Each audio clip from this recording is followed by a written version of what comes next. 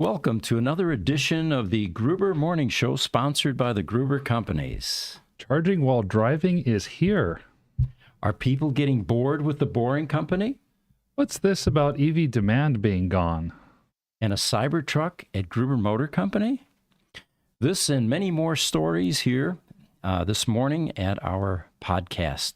So one of the first things that we wanted to talk about was pretty exciting development, driving while charging. And there's that company in Israel, Electreon, that of course had been pioneering some of this, but apparently they've been collaborating with the state of Michigan, and who in 2021 pledged to complete a complete wireless charging road in conjunction with Electreon. And they released a press release last week that talked about the fact that this is not available to the public yet. It's in test mode, and they plan to begin extensive testing of this charging road early 2024 using a Ford E-Transit, which is equipped with its proprietary receiver. So remember, inductive charging is about loops in the road, which are emitting magnetic fields, very much like a transformer. And as these magnetic fields couple into another coil above the coil in the road, you get a transfer of energy. And it has to be AC voltage because you can't do that with DC. So the AC that is now collected by a vehicle driving over the road is rectified back to DC to charge the battery. Right. And this particular charging, it has existed. We've talked about it in Sweden, I think it was, that it's being put in there. We've got Electreon working in Israel, now in Detroit, right? Right, exactly. And according to the mayor of Detroit, now let's not forget that Detroit has faced some tough times over the last few decades. Yes. They used to be the motor capital of the world. In fact, the mayor points that out. So this is possible that with this kind of technology and them being the first, this may be a reemergence of the Detroit dominance. But what the mayor says, for more than a century, Detroit has been known around the world as a leader in transportation innovation. And this is Mayor Mike Dugan, by the way. He said, "We are the birthplace of the auto industry and the home of the first mile of concrete road and the first three-way traffic signal. Today, thanks to Governor Whitmer and our partner at Michigan Central Electreon, or at Michigan Central and Electreon, that's the Israeli company with the technology, we can add the nation's first wireless charging public roadway to that list of innovations." Now, the road is located in the former Book Depository building in the Michigan Central District on a quarter-mile stretch of Detroit's 14th Street. So it's not going to be very long to start with, but it'll be a good test bed, it sounds like. Yeah. And the tests will focus on the road's charging efficiency and will be used to evaluate EV charging road potential for long-term public transportation use. He said also, if this was easy, it would have already been done. But we're in competition across the world in electrification, and this will be our own proving ground in the city of Detroit. They add that the concept of wireless EV charging is expected to be particularly useful for vehicles in repetitive routes, such as buses, taxis, and freight vehicles, and they're also expected to be available to passenger vehicles in the future.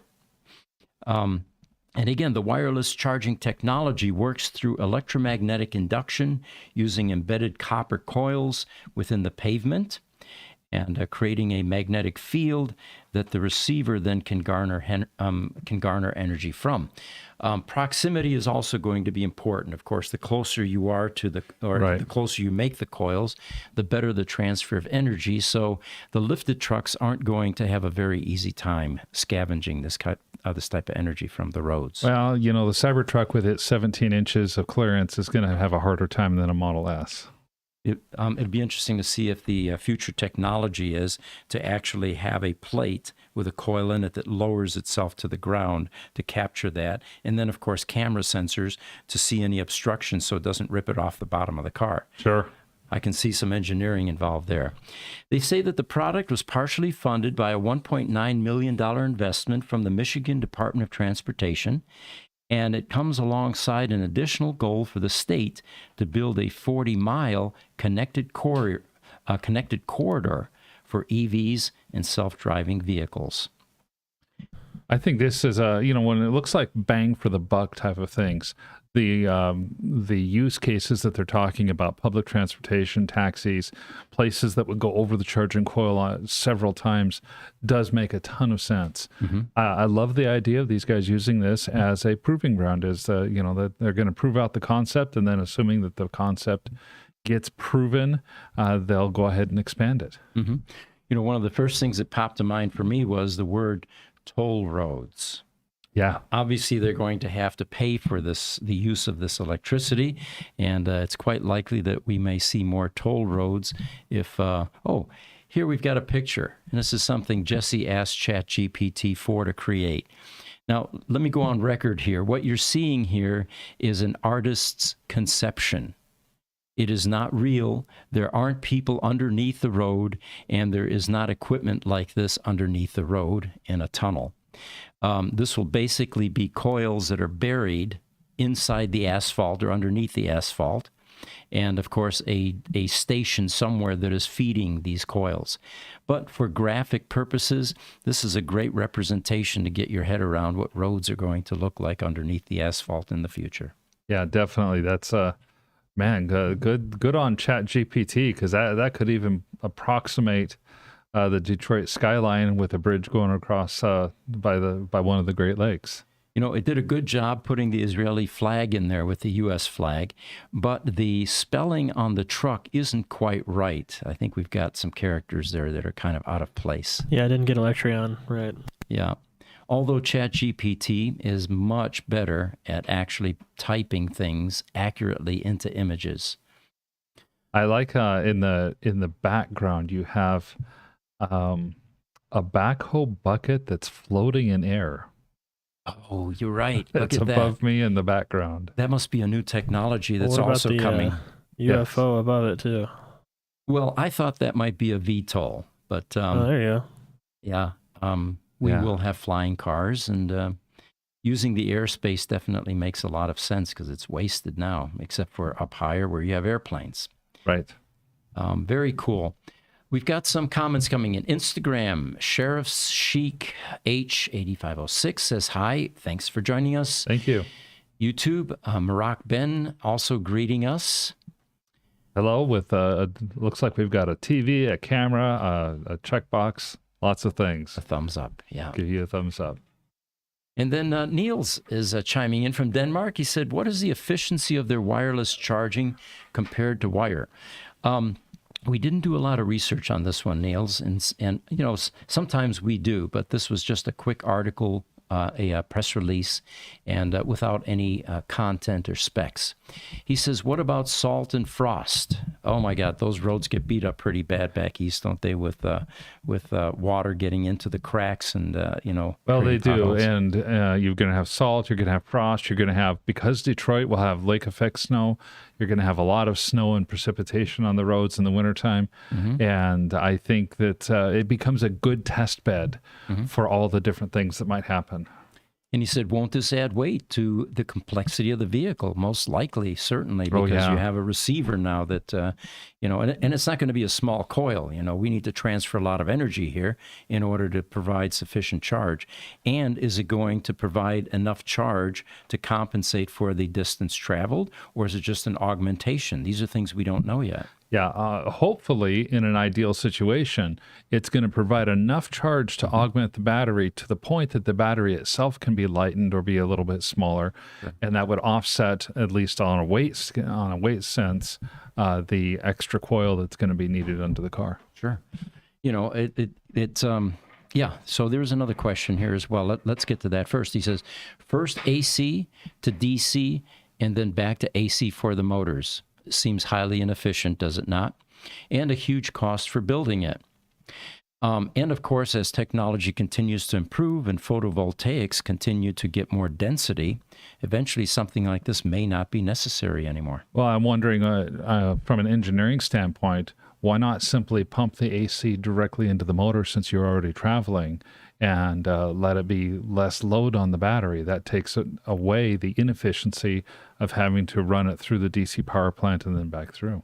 Good point, yes. If you could parallel what's coming out of the inverter along with what's being fed by the coil. Exactly. Yeah.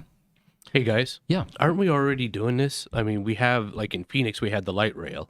Mm-hmm. So, I mean, the only thing that we're doing is we're just putting the wires and coils underground instead of having them up top powering the vehicle. And then we're making it mass produced to everybody, not just public transportation.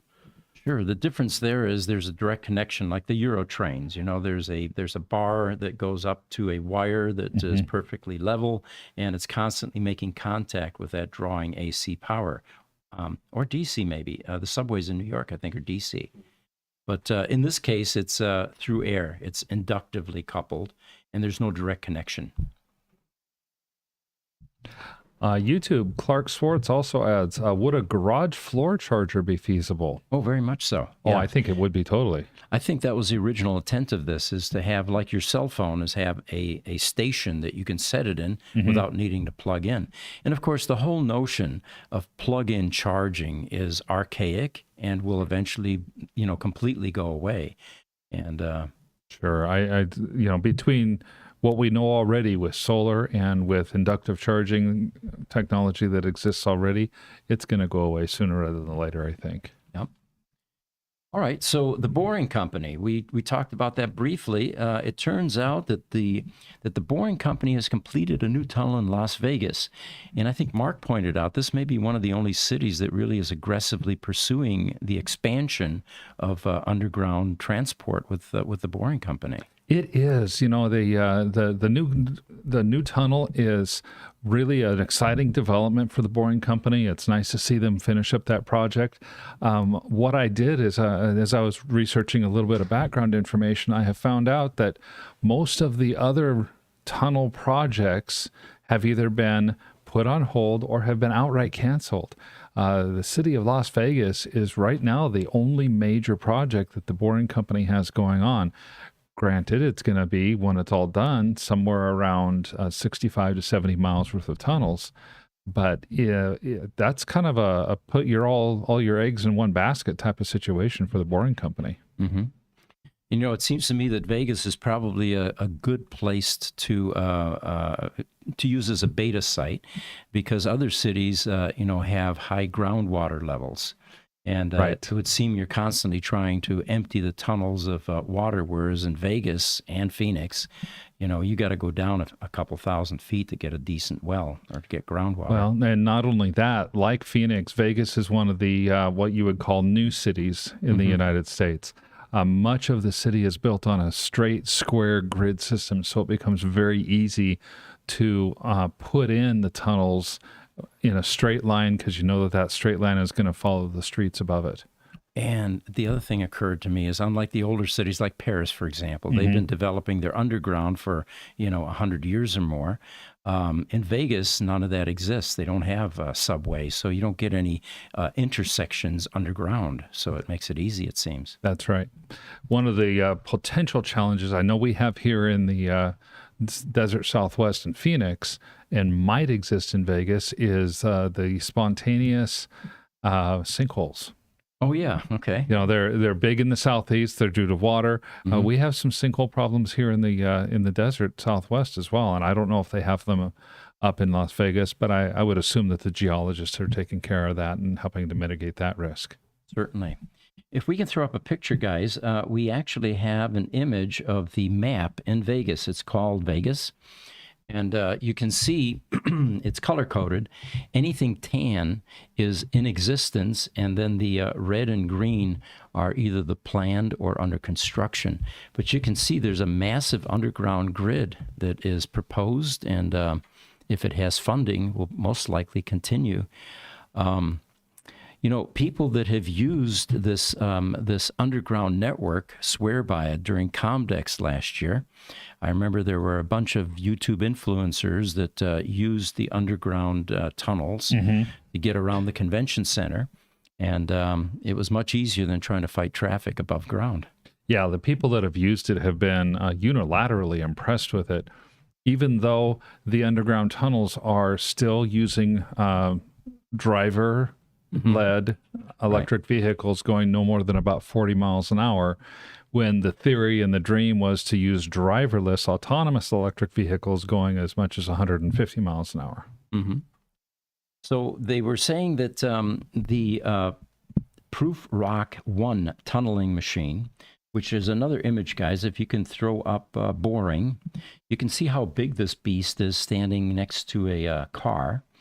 It has completed the Westgate 2 tunnel, marking the fourth tunnel constructed in the city of Las Vegas. This thing reminds me of a gigantic earthworm, you know? Yeah. Kind of like Dune. Did you ever see, there's a movie and I a book did. written. I did. I've read the book. And Frank Herbert is a wonderful author. Love the book, and then have seen the first movie. I know that there's a second one out, and have just not gone to see it yet.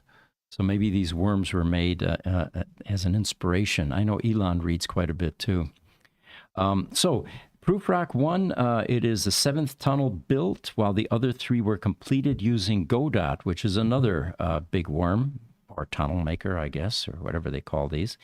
The latest iteration of the Proof Rock machine, the Proof Rock 2, apparently. There's another one. So the post also included this picture of the Proof Rock 1 emerging from the construction site beside the Westgate Hotel, which you can see in the background there. I think the one of the keys for the Boring Company is going to be to get the Proof Rock 1 and Proof Rock 2 working at 100% of their expected speed. The expected speed on these in an ideal situation is about 1/10 of walking speed, which actually equates to nearly 7 miles in a 24-hour period. The reality has been that these guys have been doing anywhere from a half a mile to a mile a week instead of 7 miles a day. That was it then, huh? What are the reasons that, did they give any? I did not see any reasons that they gave for these being so slow as compared to what the engineering spec had been. I think a lot of it has been that, again, they're trying to do something that really has only been done in bedrock in mining operations. And you're not necessarily going through bedrock when you're going through a desert floor 40 feet below street level. So I think they've had to take extreme safety measures to make sure that the tunnel doesn't collapse behind them. Interesting. All right, a few more comments coming in. TikTok, wage war, I wage war, okay? What's your opinion on range extender? Related to? Probably related to the Cybertruck. I don't know of any other Tesla range extender that they have, but the range extender is an apparatus that takes about a third of the bed of the Cybertruck, and it's like an add-on battery pack. Oh, okay. All right. So it almost looks like a toolbox that lays in the bottom of the bed instead of mounted on the side. Yes. It almost looks like it's an add-on step-on. You can still put stuff on top of it or in front of it. So you still have function of the bed. You just take a little bit of space out of it. Sure. Well, do we like it? Personally, yeah. Because, I mean, in the diesel trucks, I know my buddy has a dually. He has a Dodge dually, and he has a fuel tank that sits like a tool truck in the bed of his, but it takes up more space than this extender would on the Cybertruck. Oh, very cool. Okay. Yeah. I don't think I would do that myself. I find I have a car that has 300 miles of range. I'm seldom, if ever, below about half battery on my range. And why carry all that extra weight and wear your tires Yeah, it's not only the fact that you're going through more charge because you're carrying that extra weight. What about the tires? What about the other wear and tear on the car because it's heavier? And for me, I like to haul stuff occasionally. If I have a pickup truck, I want the space in my bed to be able to haul, and that's going to take 2 feet of space out of my bed. I don't like that. Well, there you have some of our opinions, I wage war. YouTube, Marak Ben, lots of emojis there. Thank some you. of which I recognize, some are new to me. It looks like a television in there too, to me at least. Camera. Neil's on YouTube. If you can scroll that back up, we have missed one on Neil's. It says this will likely be made obsolete by much better batteries regarding the inductive charging. If density were twice that of today, and Neil's, we've even talked within the last couple of weeks about battery technology that'll be 2 to 3 times at least as dense, energy dense as today's batteries. Niels continues on YouTube to say it's a good advertisement for the Tesla Model 3. Yes, the boring tunnel is. All right, and then we've got TikTok Smuggler down below. I can't quite read that. Can you see that? No, well, if you guys can scroll that one up a little bit.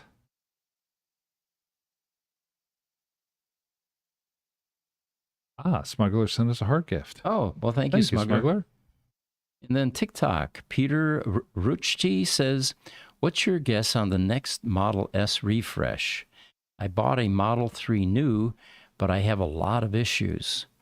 You know, the thing that we can't discount is that at some point in time, Tesla may just simply end the Model S production. Although it's been a highly successful platform for them, how many times can you revive? I was just going to say, how many times can you change the body style and keep the name? The ICE manufacturers in the last century did that for decades. Well, they have. Yeah.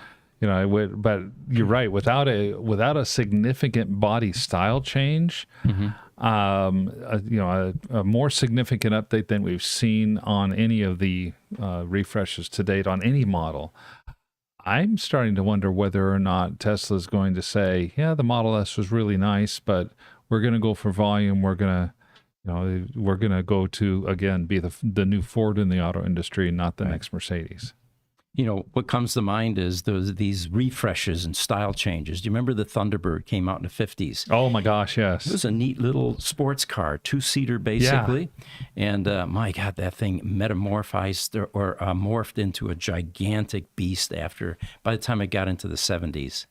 The Mustang, the same thing. You remember the early Mustangs? They were, cute little, close to 2-seaters, but not quite.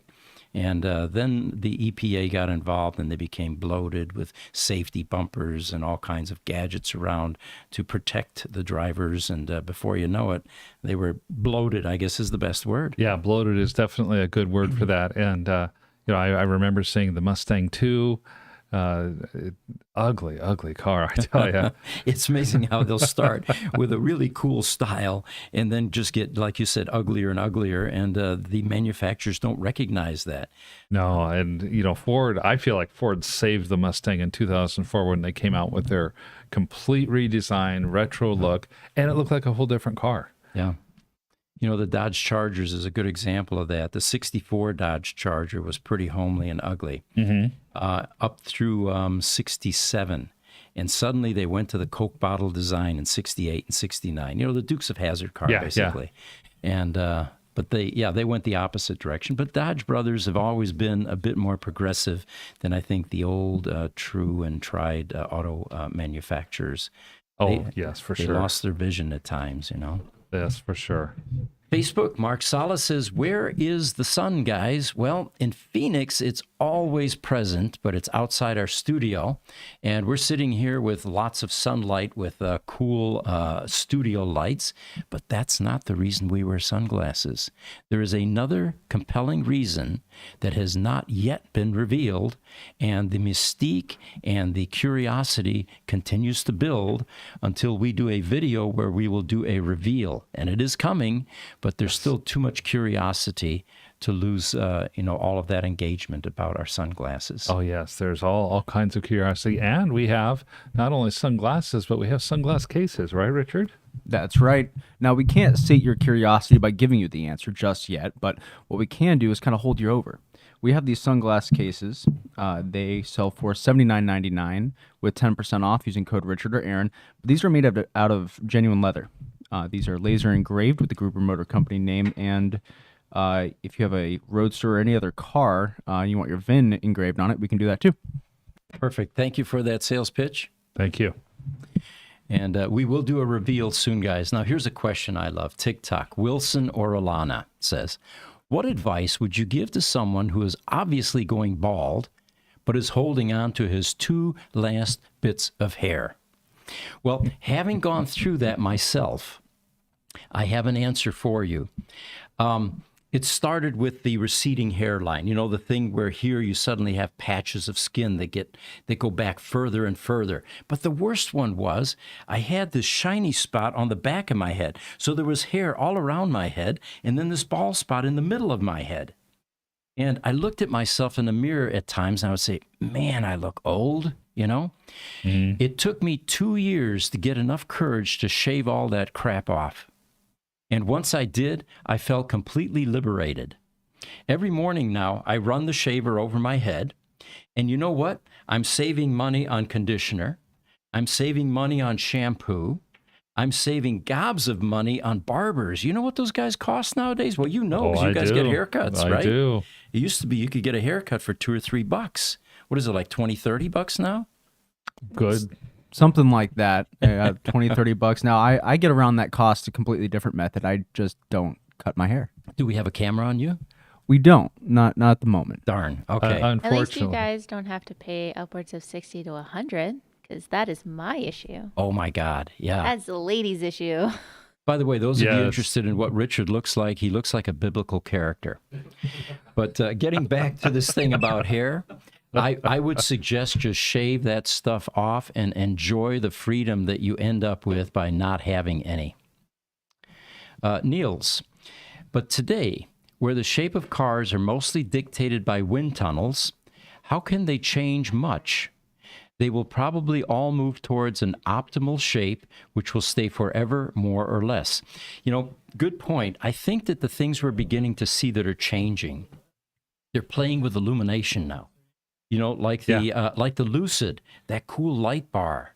When that car comes up behind you, you know that there's something unusual there. Right. Instead of the stacked, you know, 2 headlights on one side, 2 on the other, high beams, low beams, that type of thing. But I think they're going to play a lot more with the accessories on the car. But you're right, the wind tunnels are pretty much going to dictate styling. And we all know that those 50s cars, if they had had wind tunnels back then, they would have realized they've got bricks going through the air. The mileage is horrible.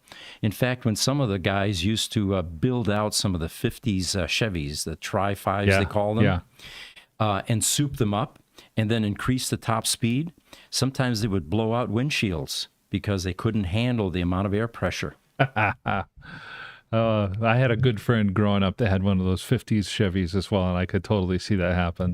Yeah. TikTok, Peter Ruchti says, tips on snow tires, Tesla's snow tire package, or go to the standard tire place. You know, we get asked this question often, and there is a whole science to tires and traction and thread and weight and, efficiencies. I'm not going to try to be an expert on that. Yeah, unfortunately, in Phoenix, if you get more than 1/4 of an inch of snow, the city shuts down. It does, yes. And so, since we're here in Phoenix, we're going to be kind of limited on what we can say. I would think that the weight of the battery in the car that makes the car have a lower center of gravity and travel heavier than most other cars is going to help give it traction. The other thing is that most electric cars are all-wheel drive, and that's also going to help with traction as well.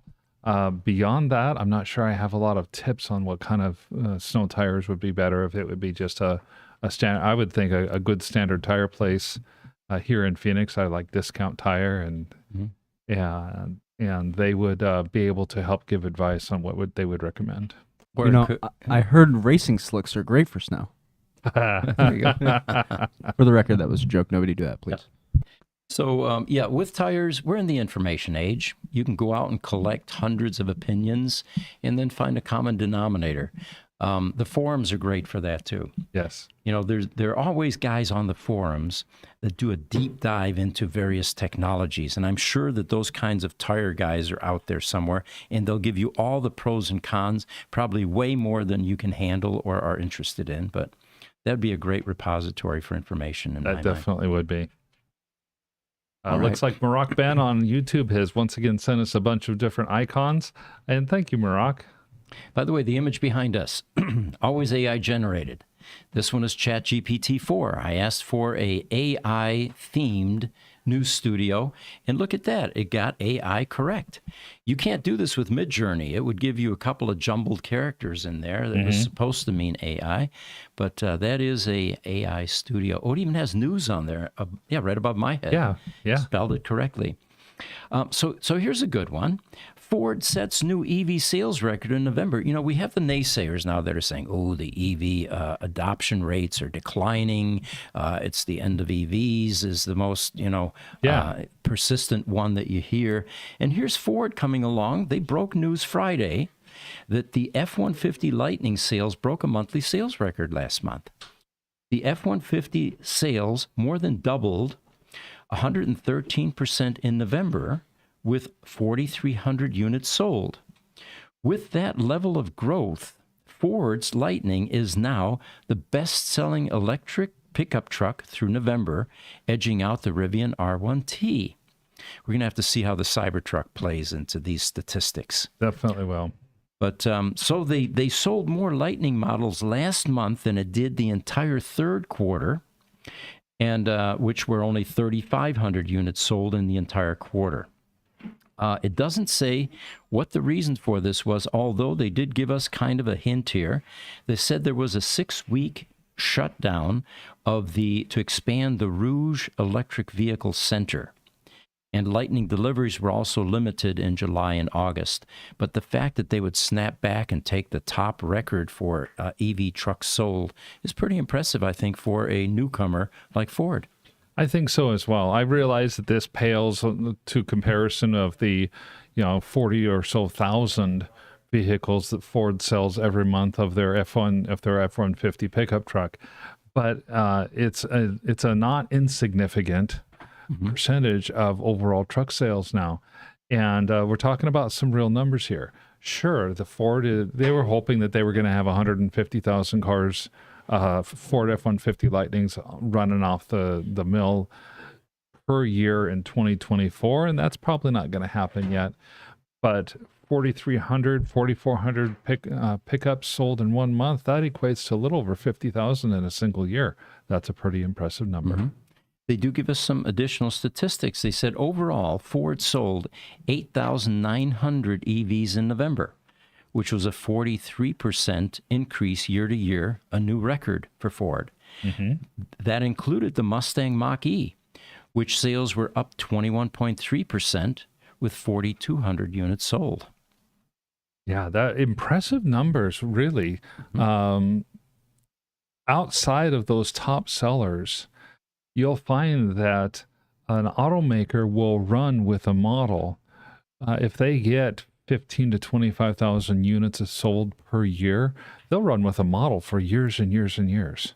The Chevy Camaro is one I think of that ran in the 25 to 50,000 units per year sold for years. And it was only within the last year or two that Chevrolet said, yeah, we're going to go ahead and retire that. But I think they're going to be coming back with an EV version of it within a couple of years now. Jesse, we got another image we want to pop up. This one is called Truck Comparison. And this was actually an image that was either copied by Farzad Mesbahi or created by him. And he's a great influencer, by the way, definitely has his pulse on the EV industry, what's going on. But what was remarkable about this chart that he posted on Twitter was it's called EV Truck Showdown. And he's showing 3 pickup trucks available in the market, the Cybertruck, Tesla, Ford F-150 Lightning, and the Rivian R1T. What amazed me looking down these columns of specifications was the similarity between all 3 of them. I think the biggest change that I saw was the payload, which is 2,500 pounds for the Cybertruck versus 1,800 for Ford and 1,700 for the Rivian. So as the Cybertruck begins to gain market dominance, and that's an assumption, by the way, folks, but I think it's a safe one, it'll be interesting to see how these 3 front runners begin to shake out and begin to compete with each other. I definitely think so as well. I'm if you take a look, this is the mid-tier Cybertruck. The lower tier Cybertruck is about 20,000 less. The lower tier Ford F-150 is somewhere around 20,000 less. Rivian now does not have a cheaper alternative, but Chevrolet and Dodge will be coming out with alternatives that are a little bit lower end as well. I'm smiling because Niels is cracking me up here with his comment. He says, my hairstyle is called 7mm, and I do it myself at zero cost. Strangely, the hair is growing better after I cut down sugar and starch. No Miracle Grow used. I don't know whether my hair is growing better or worse because I haven't seen my hair literally in 10 years or something like that. But I am suspicious that if I do let it grow out, it's going to be silver gray because there are other parts of my body that are beginning to manifest silver hair. Oh, sure. Without getting into detail. These guys are chuckling. YouTube, R.C. Robinson's son says over 1 million EVs sold in the U.S. for the first time in 2023. That's a great statistic. Yes, that is a great statistic, and it's it leads me to like we said at the beginning of our article and in the introduction. What are you guys talking about? There's no EV demand. Right. EV demand does continue to grow, just not as quickly as people thought it would. So we have another picture to throw up here, guys, and this one is called CT at GMC. And this one surprised the heck out of me.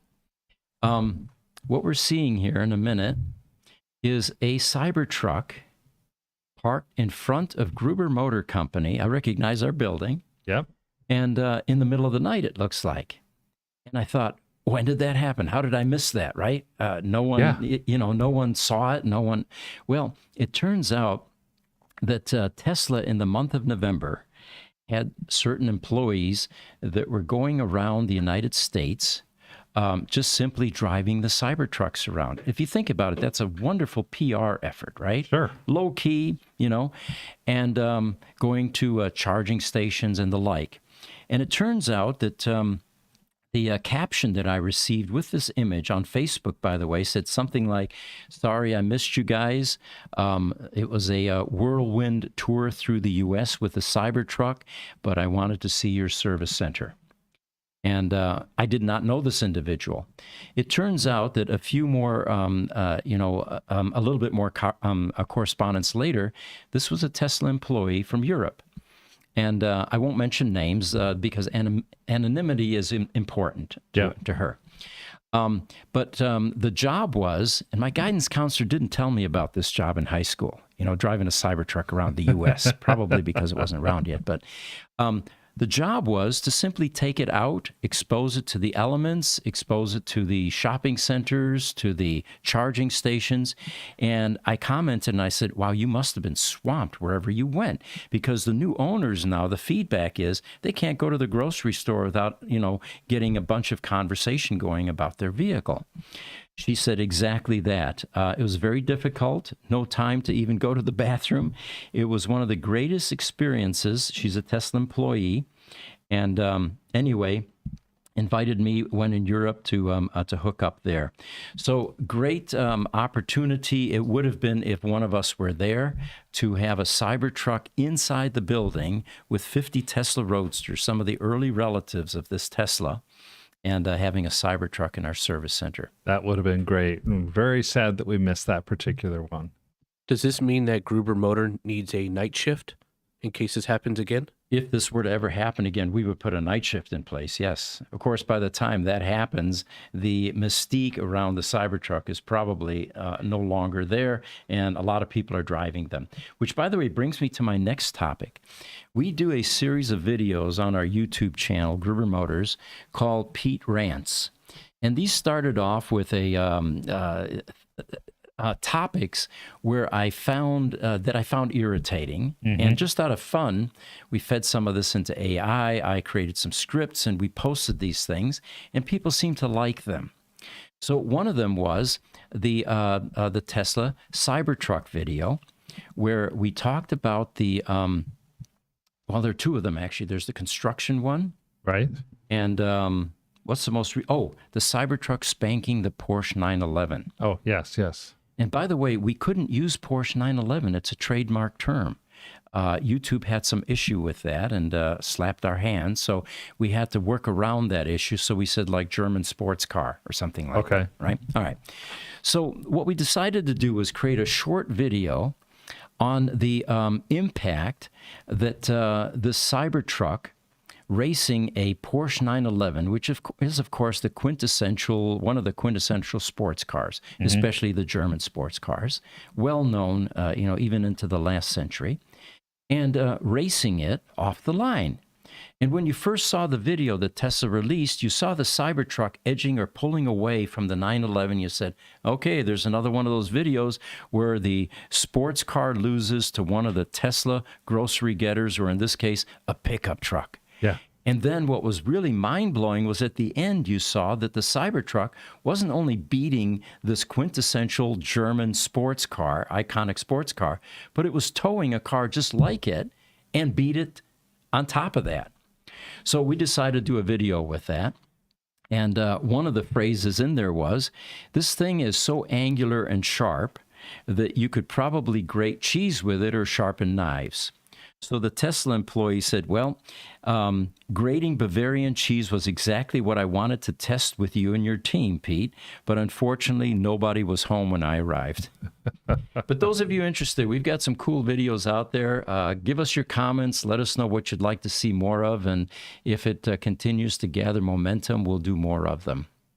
We have a comment from last week's video that I wanted to add on. If you remember, last week we were talking about Tesla being in conflict with, I believe it was Sweden. It was. And that was the fact was that the one of the auto unions or one of the unions wanted Tesla employees to be able to organize. They had asked other unions to chime in, and all of a sudden the postal union and the transportation workers union wouldn't give Tesla license plates. The mail was stopped to Tesla. It was a show of solidarity. It was a show of solidarity, but actually was preventing Tesla from being able to do day-to-day business. Exactly. Yes. I mean, they couldn't sell cars because the owners couldn't get license plates. Then they were holding up shipments to the service center, parts or whatever. Yeah. And so Krishy has a comment for this on YouTube with an update, and I appreciate you doing that. She says, just dropped in, so this might be off topic and or already mentioned. It had not yet been today. But there is a pause on the decision to let Tesla even go get their license plates on their own. Really? Okay, so the battle still rages, it sounds like. And the ultimate irony was, and I don't remember the details, but one of the individuals in Sweden that was orchestrating some of this kind of retaliatory effort against Tesla owns a Tesla. His wife bought one, his family, right? Yes. And once that was revealed, suddenly, there was somebody that was embarrassed there in Sweden. Oh, definitely. Well, and the Model Y is the most popular car in Sweden right now. Yes, yeah. And in all fairness, there was a podcast hosted by Farzad Misbahi again, and he had 3 panelists on his show, and 2 of them were from Sweden. And we also had someone chime in here. We tend to assume that the unions anywhere are as parasitic as they are in the United States. Right. Not looking out for the public good, and it turns out in Sweden that is not quite the case. They do serve a useful purpose. Yes. So, and it leads me to think that there's more to this picture than what the press is reporting. yeah, it's certainly a high degree of sensationalism involved in topics like this. But so the rest of the story will emerge. The real question is, will Tesla violate their fundamental culture by allowing some unionization in any of their facilities? And I guess there's 7 service centers in Sweden that are affected.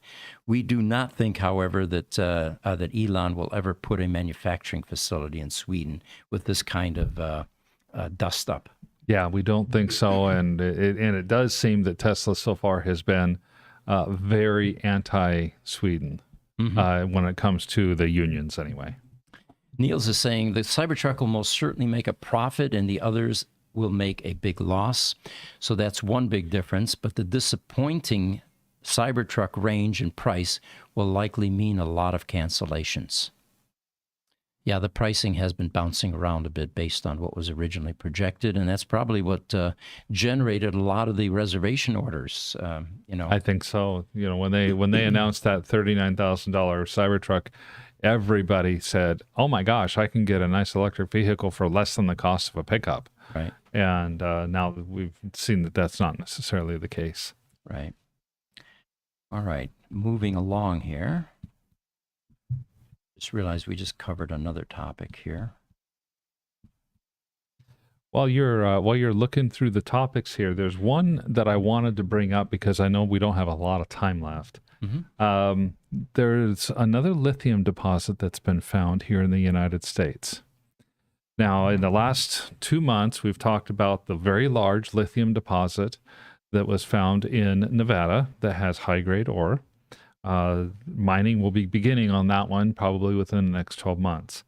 Exxon is going to be also extracting lithium brine out of the southeast, and they felt that there was enough lithium there to potentially put together 40 million auto batteries, that which would have made it larger than the Nevada deposit by just a little bit.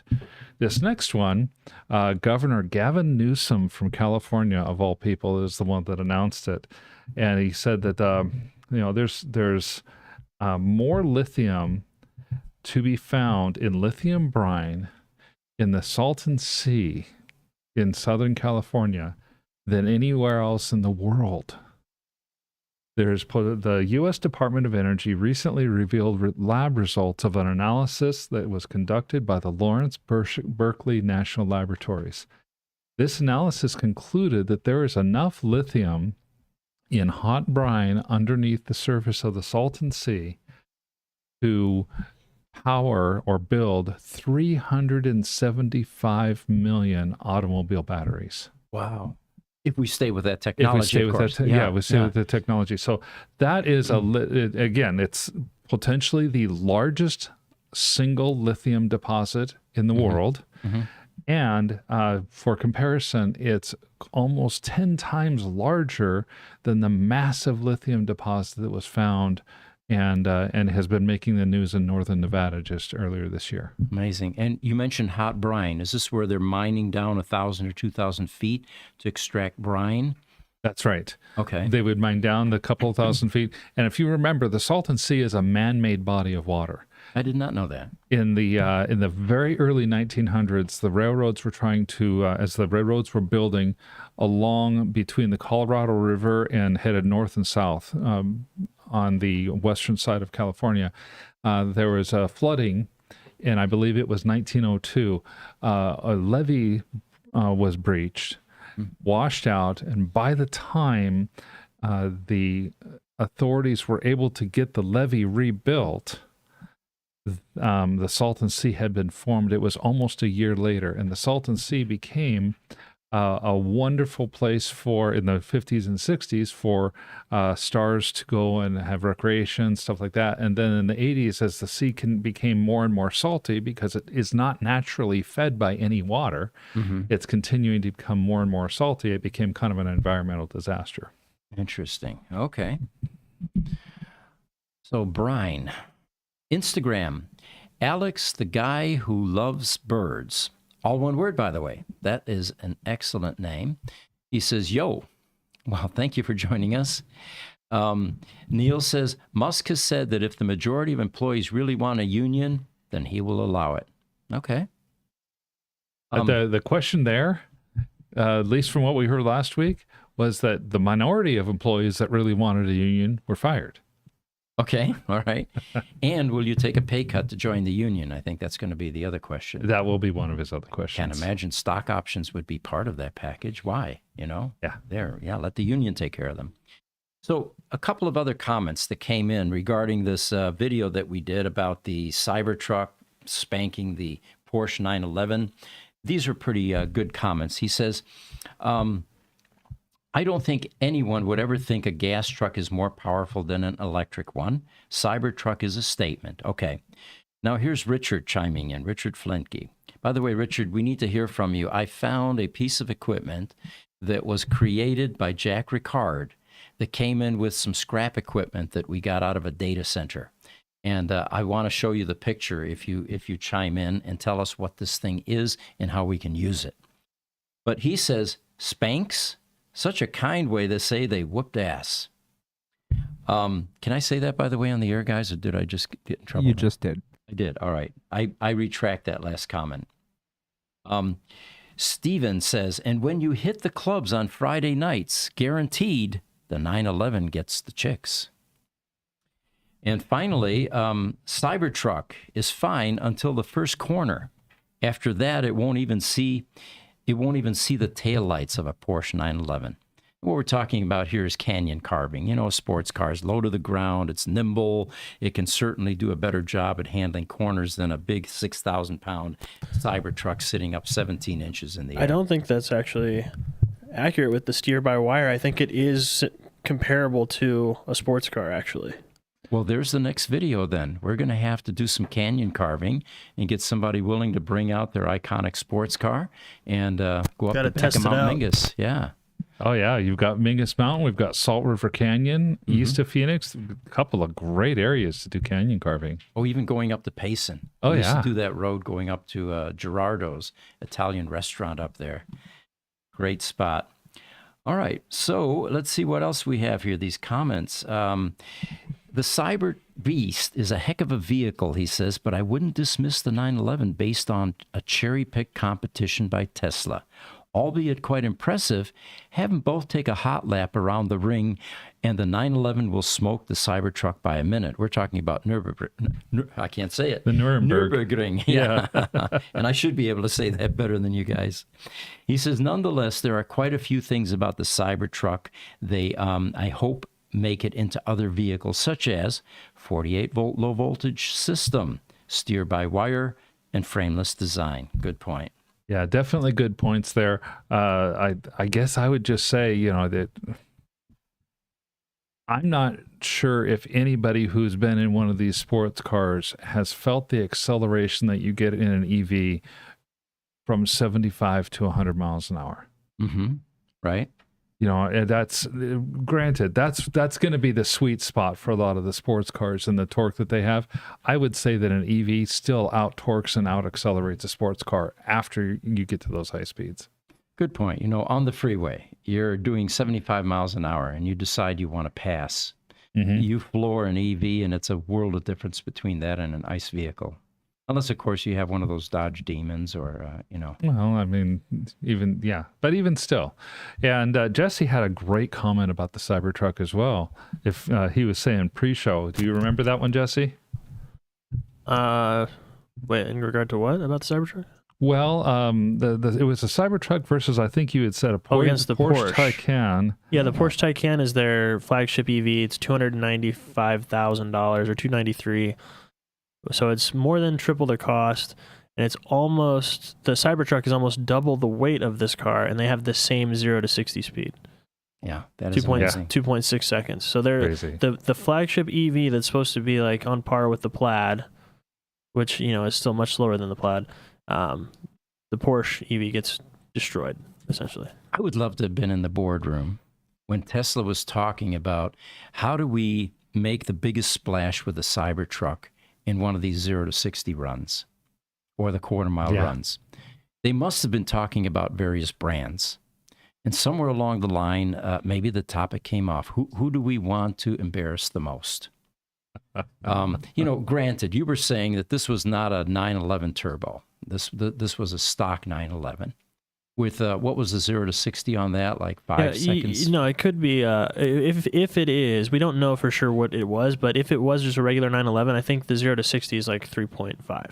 Okay, so much higher than the stock Than the 2.6 Cybertruck. Yeah. Cool. All right. I wonder how many people are going to be taking Cybertrucks to the drag strip and then, to make it even more impressive, hauling something behind them. Yes. Okay, guys, we got to wrap up here in about 30 seconds so we can get the other show set up. Perfect. Niels is saying the minimum Cybertruck ground clearance is 8 inches and max is 17, okay? Yep. For those of you that want to stay with us here, in about 5 minutes or so, we're going to switch over to the Tesla Roadster podcast. And here we've got some show and tell items. Again, Roadsters are aging. They're beginning to manifest signs of wear and tear that weren't anticipated when they were designed. And today we're going to dive into something that doesn't get looked at very much, which is the transaxle. We've opened one up. We have a customer that has a problem, and what we're finding indicates that there is definitely some maintenance required on those transaxles as these cars age. So we're going to have our master mechanic here, Mike Manning. He's going to show you a gigantic box full of gears, and it should be a good session for those of you that like mechanical stuff. So stay with us. In about 5 minutes, we'll reemerge as a Tesla Roadster podcast. See you in 5.